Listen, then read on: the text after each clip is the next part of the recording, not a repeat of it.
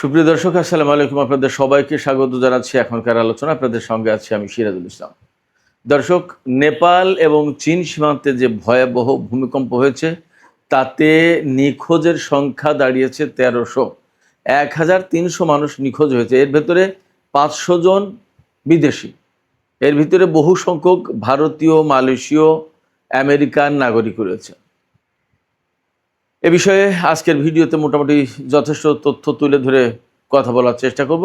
এর পাশাপাশি ইরানের সাথে আমেরিকার চলমান যে সংকট, সেই সংকট নিয়ে অনেক আলোচনা থাকবে। এর ভেতরে ইরানের পক্ষ থেকে একদম সুস্পষ্ট ঘোষণা দেওয়া হয়েছে যে ইরানের উপরে যদি সাম্প্রতিক নিষেধাজ্ঞা কার্যকর করা হয় তাহলে হরমুজ প্রণালী বা অত্র এলাকার কোথা থেকেও এক ফোঁটা তেল বের হতে পারবে না। এছাড়া খবর পাওয়া যাচ্ছে ইরানের জাতীয় সংসদে আলোচনা শুরু হয়েছে, ডিবেট শুরু হয়েছে। পরমাণু নিরস্ত্রীকরণ চুক্তি যেটা এনপিটি, তার থেকে ইরান নিজেকে প্রত্যাহার করবে কি করবে না এই বিষয়ে আলোচনা চলছে। যদি এনপিটি থেকে প্রত্যাহার করে ইরান নিজেকে, তাহলে ইরান পরমাণু বোমা বানাবে কিনা সেই প্রশ্নই সামনে এসে দাঁড়াচ্ছে। এপাশে ইরানের প্রেসিডেন্ট মাসুদ পেজেশকিয়ান মুসলিম দেশগুলোর প্রতি আহ্বান জানিয়ে বলেছেন, মুসলিম দেশগুলোর ভেতরেও অর্থনৈতিক সহযোগিতা জোরদার করা উচিত এবং কোনো একটি মুসলিম দেশ থেকে আরেকটি মুসলিম দেশে হামলার জন্য তাদের ভূখণ্ড ব্যবহার করতে দেওয়া উচিত নয়। যখন ইরান এবং আমেরিকার মধ্যে পাকিস্তান নতুন করে আলোচনার জন্য কূটনৈতিক উদ্যোগ নিয়েছে, তখন কাতারের পররাষ্ট্রমন্ত্রী এবং প্রধানমন্ত্রী ইরান সফরে গেছেন। টার্গেটটা হলো আবার কূটনৈতিক প্রচেষ্টা শুরু করা। আগেই আমরা জেনেছি যে কাতার আমেরিকার এই নিষেধাজ্ঞা ইরানের বিরুদ্ধে বাস্তবায়ন করতে রাজি নয়। তো সুপ্রিয় দর্শক, এই বিষয়গুলো নিয়ে মূলত আজকের ভিডিওতে কথা বলবো বিস্তারিত। এর পাশাপাশি আরও কিছু বিষয় থাকবে, যেমন ইরান জাতিসংঘ নিরাপত্তা পরিষদে চিঠি দিয়েছে। ইরান কি চিঠি দিল, কেন দিল এবং সেখানে দাবি কি, এ সমস্ত নানান বিষয় নিয়ে বিস্তারিত আলোচনা করার চেষ্টা করবো। আপনারা শেষ পর্যন্ত সঙ্গে থাকবেন এবং আশা করি ভিডিও ভালো লাগবে। আর ভিডিও যদি ভালো লাগে তাহলে লাইক, কমেন্ট, শেয়ার করবেন এবং চ্যানেলটি সাবস্ক্রাইব করে সাথেই থাকবেন। দর্শক, চলুন আমরা বিস্তারিত আলোচনা করি। প্রথমেই নেপালের বন্যা নিয়ে কথা বলি। বন্যা, ভূমিধস, ভূমিকম্প সবই হয়েছে সেখানে, এবং অ্যাকচুয়ালি সেটা শুধুমাত্র নেপালে না, নেপাল চীন সীমান্তে। এবং আপনারা নিশ্চয়ই এরই মধ্যে বিভিন্ন রকমের ছড়িয়ে পড়া ভিডিওতে দেখেছেন যে কীভাবে ভয়ঙ্করভাবে ব্রিজ, কালভার্ট, ঘর বাড়ি সমস্ত সব কিছু ধ্বংস করে নিয়ে চলে গেল। মুহূর্তের ভেতরে বলা যায় যে চোখের পলকে একেবারে সাজানো গোছানো জনপদ ধ্বংস হয়ে গেল। এবং এই বন্যায়, এই ভূমিধসের পর কোথাও কোথাও 1.5 থেকে 2 মিটার স্তর, কাদার স্তর জমে গেছে। এত ভয়ঙ্কর পরিস্থিতি তৈরি হয়েছে। তো কিভাবে এই ঘটনাটা ঘটলো? প্রথমে ঘটনাটা ঘটেছে সেটা হচ্ছে, আপনারা সবাই জানেন যে হিমালয় পর্বত যেহেতু নেপালের প্রধানত, সেখানে বিরাট হিমবাহ জমেছিল। একটা হিমবাহ বহু বছরের পর বছর, যুগের পর যুগ, হয়তো শতাব্দীর পর শতাব্দী এই হিমবাহ ছিল। কিন্তু সেখানে 4.4 মাত্রার একটা ভূমিকম্প হয়েছে। এই ভূমিকম্পে ওই বরফের যে স্তূপ, জমাট বরফ, হিমবাহ, ওই হিমবাহ ভেঙে গেছে। ভেঙে যাওয়ার পরে ওই হিমবাহ এসে পড়ে একটা নদীতে। সেই নদীতে পড়ার কারণে এই যে বৃষ্টি বাদলা, বন্যা, পাহাড় থেকে নেমে আসা ঢল, এই সমস্ত পানি ওই নদীতে আটকে ছিল। একটা হিমবাহ, বরফের হিমবাহ মানে কোনো সাধারণ ব্যাপার না, মানে একটু ছোটোখাটো 2, 4, 5, 10 হাত ব্যাপারটা তা কিন্তু না। একটা নদী আটকে দিয়েছে মানে কি, নদীটা আটকে দিয়েছে এবং বরফ তো, ঠান্ডা তো, সেটা খুব সহজে যে গলে যাচ্ছে ব্যাপারটা তাও না। এই নদী আটকে দেওয়ার কারণে নদীর অপর পাশে পানি জমেছে। পানি জমতে জমতে জমতে জমতে একেবারে এমন একটা পর্যায়ে এমন পরিস্থিতি তৈরি হয়েছে, এই পানিই একসময় একদম প্রচণ্ড রকমের ছুটে এসে একেবারে জনপদ মুহূর্তের ভিতরে ধ্বংস করে দিয়ে গেল। পাহাড়ের গভীরে বাঁকে বাঁকে উপত্যকা, খালের মতো যে সমস্ত জায়গায়, সমস্ত সব কিছু একদম ধ্বংস করে দিয়ে গেল। গাড়ি ঘোড়া, মানুষের বসবাসের ঘর বাড়ি, হোটেল, রেস্টুরেন্ট, এরপরে অফিস আদালত, এই যে কিওরং স্থলবন্দর, একেবারে সমস্ত সবকিছু ধ্বংস করে শেষ করে দিয়ে গেছে।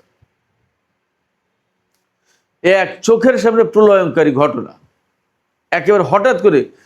এর ভিতরে বেশিরভাগই পর্যটক, বিরাট একটা অংশ পর্যটক। এই যে 1300 মানুষ নিখোঁজ হয়েছে, 160 জনের বেশি একদম নিশ্চিতভাবে মারা গেছে। 1300-র বেশি নিখোঁজ, তার ভিতরে 500 বিদেশি। এটা কোনো সাধারণ ব্যাপার না। আপনারা চিন্তা করেন যে চোখের পলকে 1300 মানুষ নিখোঁজ, 160 জন নিহত, আরও কত ক্ষয়ক্ষতি হয়েছে। 22 ঘন্টা পর CNN বলছে যে 22 ঘন্টা পরে চীনের উদ্ধারকারী দল ঘটনাস্থলে, সবচেয়ে বেশি এফেক্টেড যে এরিয়া, সেই জায়গায় পৌঁছাতে পেরেছে এবং সেখানে আসলে ল্যান্ড রোডে বা কোনোভাবে যাওয়ার কোনো পরিস্থিতি নেই, হেলিকপ্টারই একমাত্র ব্যবস্থা। কিন্তু হেলিকপ্টার গিয়ে যে নামবে কোথায়, সে নামার মতো কোনো জায়গা তো নেই। সব পাহাড়ের ঢালু, পাহাড়ে তো আর হেলিকপ্টার নামার মতো কোনো জায়গা নেই, আর সে তো উঁচু নিচু, আর যেখানে নামবে সে তো কাদায় ঢাকা, নামবে কোথায়? সে এক ভয়ঙ্কর পরিস্থিতি, যার কারণে উদ্ধার কর্ম সমস্ত সব কিছু মারাত্মকভাবে ক্ষতিগ্রস্ত হয়েছে। যেমন ঠান্ডা, তেমনি বৃষ্টি বাদলা, বন্যা, ভূমিকম্পের পরের পরিস্থিতি, কাদা মাটি একেবারে জঘন্য অবস্থায়। এই অবস্থায় উদ্ধার তৎপরতা চালানোর কোনো পরিস্থিতি নেই, এরকম একটা সিচুয়েশন। এই যে 500 নিখোঁজ বিদেশি, তারা কারা? তারা হচ্ছে ভারতের 178 জন, আমেরিকার 65 জন, ইউক্রেনের 53 জন, মালয়েশিয়ার 51 জন, অস্ট্রেলিয়ার 35 জন, ব্রিটেনের 33 জন এবং কানাডার 25 জন। এই যে লোক, যারা বিদেশি লোক নিখোঁজ হলো, এই নিখোঁজ ব্যক্তিদের তারা কেন এসেছিল এখানে, কি ব্যাপার? দুটো প্রধান কারণ। একটা হচ্ছে বেড়াতে। আপনারা সবাই জানেন যে নেপালের যে পাহাড়, সেই পাহাড়ে ট্রেকিং করে যায়, উপরে ওঠে, নানান ব্যাপার আছে, এটা একটা ব্যাপার। আর একটা ব্যাপার, বহু সংখ্যক মানুষ কিন্তু এলাকায় এসেছিল, ওইটা বৌদ্ধ ধর্মের একটা পুণ্যভূমি বলা যায়, তিব্বতের কাছেই। সেখানে বৌদ্ধদের অনেক মঠ, অনেক মন্দির, অনেক কিছু আছে। সেখানে এই যে বিদেশি যারা বললাম, তাদের অনেকেই এই বৌদ্ধ মঠে, মন্দিরে এই ধর্মের কাজে এসেছিল। যে কাজেই আসুক, বেড়াতে আসুক, ঘুরতে আসুক, আর ধর্মের কাজে আসুক, যে কাজেই আসুক, একেবারে তাৎক্ষণিকভাবে এত প্রাণ ঝরে গেল এবং 1300 মানুষ নিখোঁজ। এবং যেভাবে কাদা, বন্যা, বৃষ্টি যেভাবে ধেয়ে গেছে, প্রলয়ঙ্কারী অবস্থা সৃষ্টি করেছিল, তাতে 1300 মানুষ নিখোঁজ। এর ভিতরে কয়জন বেঁচে থাকবে সেটা একটা প্রশ্ন। এবং এই যে টোটাল আসলে ক্ষয়ক্ষতির পরিস্থিতিটা কি, এই পরিস্থিতি জানতে আরও বেশ কিছুদিন সময় লাগবে। একেবারে তাৎক্ষণিকভাবে বা 2-1 দিনের ভেতরে এগুলো যে সব ক্লিয়ার করা যাবে মনে হয় না, কারণ সেখানে অনেক সময় লাগবে। দুর্গম অঞ্চল, পাহাড়ি অঞ্চল, প্রচণ্ড রকমের কাদামাটি জমে রয়েছে, একেবারে মানে মারাত্মক অবস্থায়। এই কাদামাটির ভেতরে পানির চাপে, পানির তোড়ে কে কোথায় পড়ে আছে, মারা গেছে, কেউ তো জানে না। এর ভিতরে একটা মর্মান্তিক, প্রত্যেকটা মৃত্যুই মর্মান্তিক, একটা মর্মান্তিক ঘটনা নতুন করে সামনে এসেছে। এক চিকিৎসক পরিবার, স্বামী স্ত্রী দুজনেই এই চিকিৎসা কর্মের সাথে জড়িত, ডাক্তার হতে পারে অথবা নার্স হতে পারে, হাসপাতাল রিলেটেড দুজন কর্মী, এবং তাদের একটা সন্তান, ছোট বাচ্চা। এই 3 জন মারা গেছে এক পরিবারের। তারা মারা গেছে বলতে নিখোঁজ, ধরে নেওয়া হচ্ছে যে হয়তো তারা মারা গেছে, দেখা যাক কি হয়, তাদের খোঁজ পাওয়া যাচ্ছে না। এক পরিবারের 3 জন। এরকম বহু কিছু ঘটেছে। এই ক্ষয়ক্ষতির পরিমাণ, মাত্রা এবং কি পরিস্থিতি, টোটাল একটা চিত্র পেতে বেশ কয়েকদিন সময় লাগবে। তো আমরা এই ক্ষতিগ্রস্ত লোকজন, তাদের পরিবার পরিজন, তাদের প্রতি সমবেদনা জানাচ্ছি, শোক জানাচ্ছি, এবং আমরা আশা করব, দোয়া করব মহান রব্বুল আলামিনের কাছে যে এইরকম ঘটনা যেন তিনি আর না দেন। সে মানুষ হিন্দু নাকি বৌদ্ধ, খ্রিস্টান নাকি মুসলমান নাকি ইহুদি নাকি কি, সেটা বড় কথা না। বড় কথা হচ্ছে মানুষ, সে তো মারা গেছে। তারা বেড়াতে এসেছিল, তারা ধর্মের কাজে এসেছিল, তারা ভাবেওনি যে এইরকম একটা পরিস্থিতির মুখোমুখি হতে হবে। এখান থেকে একটা জিনিস পরিষ্কার, যে মানুষের জীবন কত ঠুনকো, কত সহজেই একটা কিছু ঘটে যেতে পারে। আমরা আছি, এই যে কথা বলছি, এর ভেতর দিয়ে কখন কার কি হয়ে যাবে কেউ জানে না। খুবই অনিশ্চিত একটা জীবন মানুষের জীবন। মানুষের জীবন কেন, আসলে প্রত্যেকটা প্রাণীর, যার প্রাণ আছে, যার মৃত্যুর প্রশ্ন আছে, তার জন্য প্রচণ্ড রকমের অনিশ্চয়তা প্রতিটা পদে পদে ক্ষণে ক্ষণে। আমরা এই অনিশ্চয়তার কথা মাথায় রেখেই দুনিয়াতে যাতে সৎভাবে চলতে পারি, আমাদের সেই দিকে বিশেষভাবে খেয়াল রাখা দরকার। সুপ্রিয় দর্শক, এবার আমি আমেরিকা ইরান চলমান দ্বন্দ্ব, সংঘাত, অচল অবস্থা এই বিষয় নিয়ে একটু আলোচনা করি। ইরানের জাতীয় সর্বোচ্চ নিরাপত্তা পরিষদের সচিব মহসিন রেজাই তিনি পরিষ্কার করে বলেছেন যে ইরানের বিরুদ্ধে যদি অর্থনৈতিক নিষেধাজ্ঞা বা এই যে অর্থনৈতিক যে যুদ্ধ, এই যুদ্ধ যদি অব্যাহত থাকে তাহলে ইরান কিছু কাজ করতে বাধ্য হবে। সেই কাজগুলো কি? মহসিন রেজাই পরিষ্কার করে দিয়েছেন যে সেই কাজগুলো হচ্ছে হরমুজ প্রণালী বন্ধ আছে, বাব আল মানদেব প্রণালী বা লোহিত সাগর দিয়ে জাহাজ চলাচল হুতিরা কন্ট্রোল করছে। এর বাইরেও মধ্যপ্রাচ্য অঞ্চল থেকে যে সমস্ত তেল বিভিন্ন রুটে বিভিন্নভাবে যায় বের হয় সেগুলোও বন্ধ করে দেওয়া হবে প্রয়োজনে। তার মানে সহজ, প্রয়োজনে ইরান এই সমস্ত তেলের পাইপলাইনে বা যে সমস্ত বিকল্প ব্যবস্থা গড়ে তুলেছে কেউ সেগুলোতে হামলা চালিয়ে বন্ধ করে দেবে। ইরানের বক্তব্য হচ্ছে ইরান যদি তেল বিক্রি করতে না পারে তাহলে এই অঞ্চলের কেউ পাবে না। কারণ এই অঞ্চলে যারা তেল বিক্রি করেছে তারা প্রত্যেকেই ইরানের বিরুদ্ধে যুদ্ধ করার জন্য আমেরিকাকে সহযোগিতা করেছে তাদের ঘাঁটি মাটি দেশ দিয়ে। এমনকি কেউ ইরানের বিরুদ্ধে যুদ্ধে অংশ নিয়েছে, যেমন কুয়েত, বাহরাইন এবং সংযুক্ত আরব আমিরাত, তাদের বিরুদ্ধে সরাসরি অভিযোগ আছে ইরানের। আর বাকিরা তো ঘাঁটি দিয়ে, তাদের নিজেদের মাটি দিয়ে, তাদের আকাশপথ দিয়ে সাহায্য করেছেই। ফলে ইরানের উপরে আজকে যে আমেরিকা নিষেধাজ্ঞা চাপিয়ে দিয়েছে, একতরফা নিষেধাজ্ঞা, সেই নিষেধাজ্ঞা যদি কেউ বাস্তবায়ন করে তাহলে মধ্যপ্রাচ্য অঞ্চলের এক ফোঁটা তেল বাইরে যেতে পারবে না, বের হতে পারবে না, ইরানের বক্তব্য। সেই জায়গা থেকে এটা মোটামুটি যথেষ্ট বিশ্বাস করা বা ধারণা করার কারণ আছে যে ইরান এই কাজ করবে, কারণ ইরান অ্যাডামেন্ট এই মুহূর্তে। ইরানের বক্তব্য হচ্ছে যে আমরা আমাদের মতো ছিলাম, আমরা পরমাণু কর্মসূচি পরিচালনা করছি শান্তিপূর্ণ, এবং ইরানের সর্বোচ্চ নেতার পক্ষ থেকে ফতোয়া ছিল যে পরমাণু বোমা বানানো যাবে না, রাখা যাবে না, ব্যবহার করা যাবে না, এটা হারাম। নিষিদ্ধ ঘোষণা করার পর যদি সেই কাজেই ইরানের উপরে হামলা চালানো হয় এবং এখনো কেউ প্রমাণ দিতে পারেনি যে ইরান পরমাণু বোমা বানিয়েছে, তো তাই যদি হয় ব্যাপারটা, তাহলে ইরান কেন হামলার শিকার হবে? আর হামলার শিকার যদি হলোই, তাহলে ইরান তার মতো করে এখন পাল্টা ব্যবস্থা নেবে। এই জন্য শুধু মধ্যপ্রাচ্য অঞ্চলের দেশ না, এর বাইরেও যদি কোনো দেশে হামলা চালানোর প্রয়োজন হয় ইরান সেটা করবে। এবং ইরান ঘোষণা দিয়েছে, যেমন সাইপ্রাস এবং বুলগেরিয়ার কথা মোটামুটিভাবে এই মুহূর্তে বেশ আলোচনায় আছে। ইরান পরিষ্কার করে বলে দিয়েছে সে নেটোভুক্ত দেশ হোক, আর ইউরোপের দেশ হোক, আর আমেরিকা হোক, আর যেই হোক, ইরানের বিরুদ্ধে যুদ্ধে আমেরিকাকে যে সহযোগিতা করবে আমরা সেই জায়গায় হামলা চালাবো ইরানের পক্ষ থেকে। তার মানে ইরান এই মুহূর্তে অ্যাডামেন্ট যে তাদের দেশ যখন যুদ্ধের কবলে, তাদের দেশ যখন অনিশ্চয়তার ভিতরে, তাদের উপরে যখন অর্থনৈতিক অবরোধ বা নিষেধাজ্ঞা, তারা যখন তেল বিক্রি করতে পারবে না, তাহলে বাকিদেরকেও এত আরাম শান্তিতে থাকতে দেওয়া হবে না, তাদের বিরুদ্ধেও ব্যবস্থা নেওয়া হবে। যারা আমেরিকাকে সহযোগিতা করেছে বা করছে বা করবে, এর প্রত্যেকের বিরুদ্ধে ব্যবস্থা নেবে ইরান। ইরানের এই মুহূর্তে যে অবস্থান সেটা হচ্ছে ডু অর ডাই। এইরকম একটা অবস্থান নেওয়ার পিছনে সঙ্গত কারণও তো আছে। এমনকি যে আমি একটু আগেই বলেছি, সংবাদের মূল জিস্ট যখন আপনাদের সামনে হেডলাইন আকারে তুলে ধরছিলাম তখন বলেছি যে ইরানের জাতীয় সংসদে এই আলোচনা হচ্ছে যে এনপিটি থেকে বের হয়ে আসা হবে কি হবে না, অর্থাৎ এনপিটিতে ইরান থাকবে কি থাকবে না। এনপিটিতে থাকার মানে হচ্ছে পরমাণু নিরস্ত্রীকরণ চুক্তি মেনে চলা, অর্থাৎ ইরান পরমাণু অস্ত্র তো বানাবে না, বরং সারা বিশ্বে পরমাণু নিরস্ত্রীকরণ যাতে হয় সেই চেষ্টাই থাকবে। ইরান বলছে আমরা তো এই প্রচেষ্টায় এই চুক্তিতে আছি, এই চুক্তিতে থাকার পরেও যদি আমাদের উপর হামলা হয় পরমাণু অস্ত্র বানানোর ব্যাপারে অভিযোগ তুলে, তাহলে এই চুক্তিতে থাকার তো কোনো মানে নেই, কেন থাকবো আমরা? এই চুক্তিতে থেকে আমাদের লাভটা কি হলো? এই চুক্তিতে থেকে যদি আমাদের কোনো লাভ না হয় তাহলে এই চুক্তিতে আমরা থাকবো না। এইটা নিয়ে ইরানের পার্লামেন্টে ডিবেট হচ্ছে, এবং ইরানের পক্ষ থেকে এখন এই কথা বলা হচ্ছে যে আমাদেরকে তো লোকজনে এইভাবে চাপাচাপি করে যে তোমরা পরমাণু অস্ত্র বানাওনি, পরমাণু অস্ত্র বানানোর দিকে যাওনি, তোমাদের পরমাণু কর্মসূচি ডাইভার্ট করোনি সামরিক দিকে, তো সামরিক দিকে ডাইভার্ট না করার পরেও যদি তোমরা হামলার শিকার হও তাহলে পরমাণু বোমা কেন বানাবা না তোমরা? এইভাবে কথা বলছে এরা।